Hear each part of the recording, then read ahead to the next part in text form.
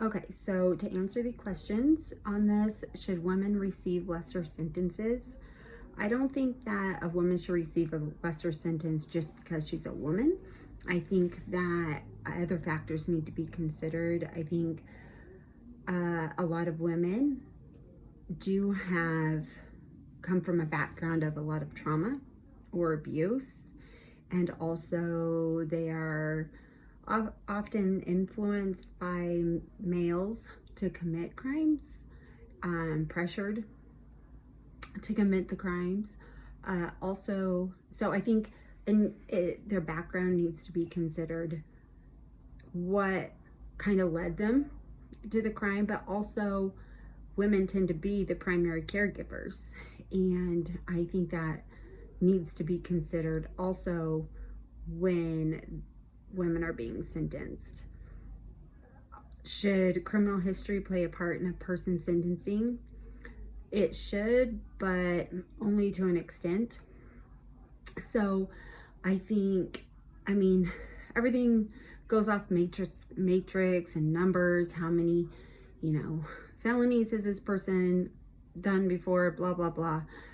And I think it's important, though, to look at different situations. Maybe someone does have a little bit of a criminal history, but it was when they were younger. Then they were on track for a while, and then they got in trouble again. I think that shows that they can stay on track. Also, are the offenses violent, non-violent?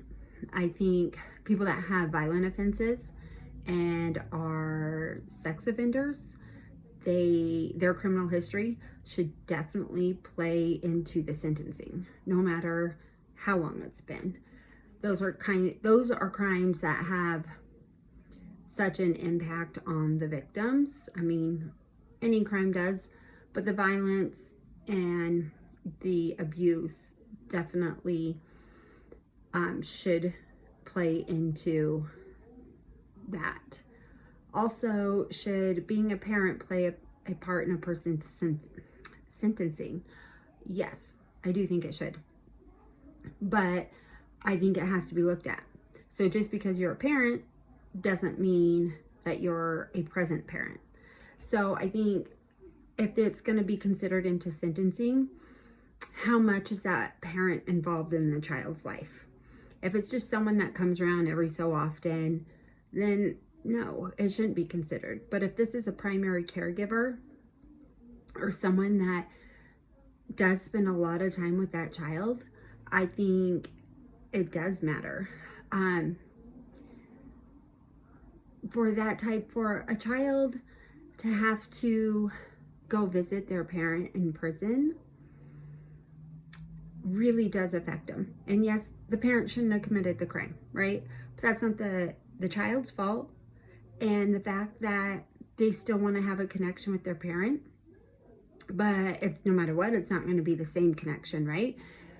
Because you don't get to just go in and have a good time with them and have fun. You're still being watched. There's still a lot of rules. Sometimes they can't even sit with the parent. They can't do anything but a quick hug, maybe not even a quick hug. And that really affects the children's well-being. And I think we need to think more about the future, right? So like if they're not a violent offender and they're a primary caregiver or someone that's involved, then let's look at what other alternatives there are than incarceration. Our prisons are overcrowded anyways. What would be the good of this person being incarcerated, perhaps financially destroying a family, impacting the children's emotional and mental well-being? It really does affect their future also. And I think it goes into the next question: how do you fix the disparity? There needs to be better training for judges' sentencings and lawyers on what the biases are out there. There also needs to be